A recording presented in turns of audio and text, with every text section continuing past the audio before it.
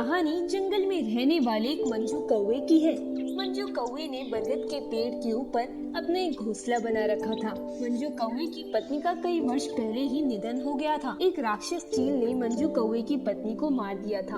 एक दिन सवेरे मंजू कौवा अपने घोंसले में उदास बैठा रो रहा था। तभी उसके पास एक मोनू चिड़ा आता है और मंजू कौवा से कहता है, कौवे भाई क्या हुआ, आप ऐसे उदास क्यों बैठे हो? क्या बताऊं चिड़े भाई, जब से मिंजी कौवे का देहांत हुआ है तब से मेरा जीवन में बहुत सन्नाटा छा गया है। मैं इस संसार में बिल्कुल अकेला हो गया हूँ। ये सब तो भाग्य का खेल है कौवे भाई। इस जहां में जो आता है उसे एक न एक दिन वापस जाना ही पड़ता है। मैं कहता हूँ कि अब तुम्हें जीवन में आगे बढ़ना चाहिए। अपने बीते कल को भुलाकर अपने आज को अच्छा करना चाहिए। आपकी बात सही है चिड़े भाई, पर ये तो आप बखूबी जानते हो कि कैसे मेरी पत्नी को राक्षस चील ने मार डाला था, और उसने सारे जंगल के पक्षियों को चेतावनी भी दी है कि अगर कोई पक्षी मुझसे विवाह करेगी या मुझसे कोई संबंध रखेगा तो वो चील उसका सर्वनाश कर देगा।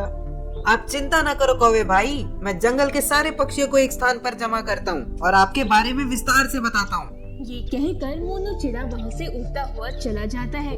कुछ समय बाद वो जंगल के सारे पक्षियों को एक जगह जमा करता है और जंगल के सारे पक्षियों को मंजू कौवे के बारे में सारी बात विस्तार से बताता है। ये तुम क्या कह रहे हो मोनू चिड़ा भाई? जंगल के सारे पक्षी इस बात से वाकिफ हैं कि कैसे इस राक्षस चील ने मंजू कौवे की पत्नी को मार दिया था, और उसने जंगल के सारे पक्षियों को ये चेतावनी दी है कि जो कोई भी पक्षी मंजू कौवे से रिश्ता रखेगा उसे राक्षस चील जान से मार देगा।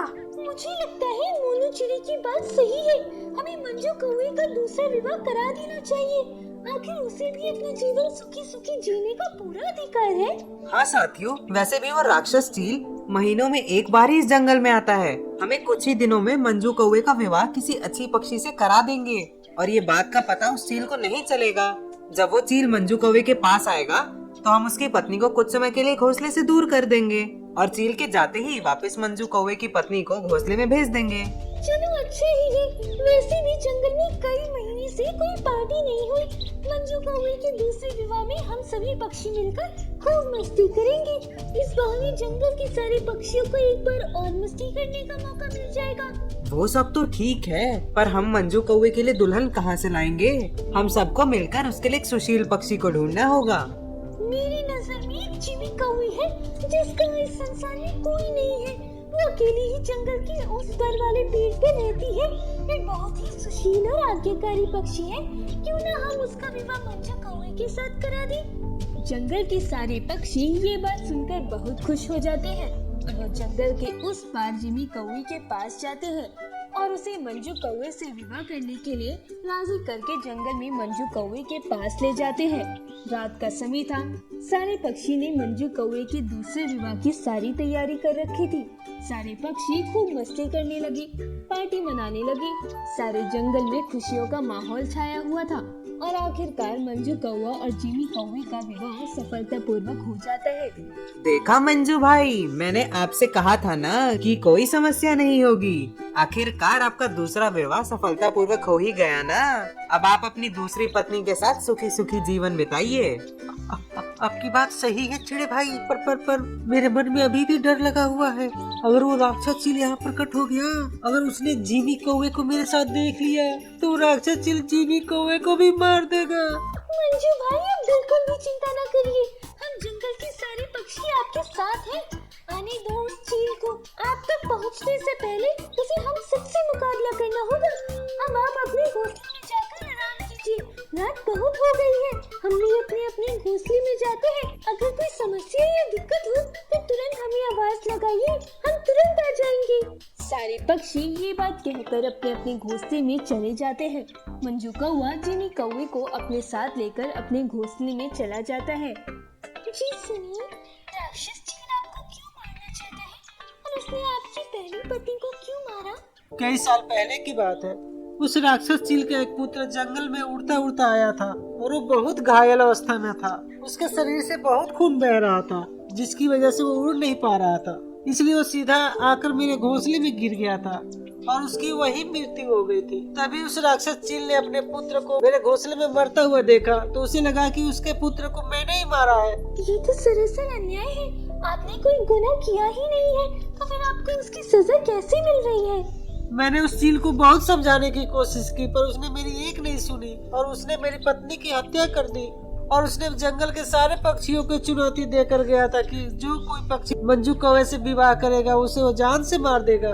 मैंने न जाने कितनी बार उस चील से कहा है, उसके सामने हाथ भी जोड़ा है, उससे बहुत मिन्नतें भी की है कि मैंने तुम्हारे पुत्र को नहीं मारा, फिर भी वो मेरी बात को विश्वास नहीं करता। आप इस बात को भूल जाइए। आज से हम दोनों एक सुखी जीवन जिएंगे। धीरे धीरे काफी समय यूं ही बीत जाता है। मंजू कौवा और जिमी कौवी दोनों एक दूसरे के साथ बेहद खुश थे। कुछ दिनों के बाद जिमी कौवी एक अंडा देती है और उसकी वह काफी देखभाल करती है।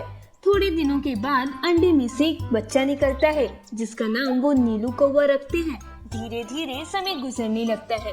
नीलू कौवा काफी बड़ा हो गया था पर उसके छोटे छोटे परों से वो ठीक से उड़ नहीं पाता था। वो थोड़ी ही दूरी पर उड़ता था और नीचे गिर जाता था। नीलू पुत्र, तुम अभी बेहद छोटी हो, तुम्हें इस तरह उड़ना नहीं चाहिए। जब तुम बड़ी हो जाओगे तो हम सब साथ साथ जंगल की सैर करने जाएंगे। उड़ने दो पुत्र नीलू को, जब तक वो उड़ना नहीं सीखेगा तो वो उड़ कैसे पाएगा। एक दिन मंजू कौवा अपने घोंसले से बाहर दाना लाने गया हुआ था और जिमी कौवी सोई हुई थी। तभी नीलू अपने मन में सोचने लगता है, चलो अच्छा मौका है जंगल में लंबी उड़ान भरने का। इस समय तो पिताजी भी घोंसले में नहीं है और माँ भी घोंसले में सो रही है। मैं चुपके से जाता हूँ और तुरंत लौट कर आ जाता हूँ। नीलू कौवा अपने छोटे छोटे परों से उड़ता हुआ जंगल की ओर चला जाता है। नीलू जंगल में इतनी दूर चला जाता है कि वो उस राक्षस चील के एरिया में चला जाता है। काफी लंबी उड़ान भरने के बाद उसके पर काम करना बंद कर देते हैं और तभी वो सीधा उस राक्षस चील के घोंसले में जाकर गिर जाता है। गिरने की वजह से वह बेहोश हो जाता है। अरे ये कौवे का बच्चा कहाँ से आ गया मेरे घोंसले में? लगता है उड़ता उड़ता रास्ता भटक गया होगा। चील नीलू कौवे को उठाने लगता है पर नीलू कौवा बेहोश हो गया था इसलिए उठ नहीं रहा था। अरे अरे ये तो बेहोश हो चुका है, पता नहीं किस पक्षी का पुत्र है। अगर किसी ने इसे मेरे घोंसले में देख लिया तो सबको लगेगा कि इस कौवे के पुत्र को मैंने ही घायल किया है। मुझे तुरंत ही इसे अपने घोंसले से बाहर निकालना होगा। तभी जिमी कौवी और मंजू कौवा ढूंढते ढूंढते अपने पुत्र को चील के घोंसले के पास आ जाते हैं। ये तुमने क्या किया चील? तुमने मेरे मासूम पुत्र को जान से मार दिया। नहीं बहन, मैंने आपके पुत्र को नहीं मारा, ये खुद ही उड़ता हुआ मेरे घोंसले में आकर गिर गया। मैंने इसे बहुत जगाने की कोशिश की, ये तो उठ ही नहीं रहा, लगता है शायद बेहोश हो गया है। नहीं चील, तुमने ही मेरे पुत्र को घायल किया है। शायद तुमने अपने पुत्र का बदला लेने के लिए मेरे पुत्र को घायल कर दिया है। चील दोनों के सामने मिन्नतें करने लगता है, गिड़गिड़ाने लगता है, पर वो दोनों उसके बात पर विश्वास ही नहीं करते। देखा चील, इसे भाग्य का खेल कहते हैं। इसी तरह तुम्हारा पुत्र भी मेरे घोंसले में आकर गिरकर मर चुका था। इसी तरह मैं भी तुम्हारे सामने गिड़गिड़ा रहा था, पर तुमने मेरी एक नहीं बात सुनी। मेरी पत्नी की तुमने हत्या कर दी। चील को ये बात सुनकर बहुत अफसोस होता है और वो अंदर ही अंदर शर्मिंदा होता जाता है। मुझे क्षमा कर दो मंजू भाई, मैंने तुम्हारे साथ बहुत बुरा अत्याचार किया है। जब वही बात मुझ पर बीती तो मुझे यकीन हो गया कि उस समय तुम भी सही थे और मैं गलत। मुझे क्षमा करना। चील, तुम्हारे क्षमा करने से मेरी पत्नी तो वापस नहीं आ जाएगी, पर जैसा व्यवहार तुमने मेरे साथ किया है वैसा कभी किसी दूसरे पक्षी के साथ मत करना। ये कहकर दोनों कौवे अपने पुत्र को पीठ पर बैठाकर वहां से उड़कर अपने घोंसले में चले जाते हैं। इसी तरह चील को भी सबक मिल गया और उसे अपनी गलती का एहसास हो गया।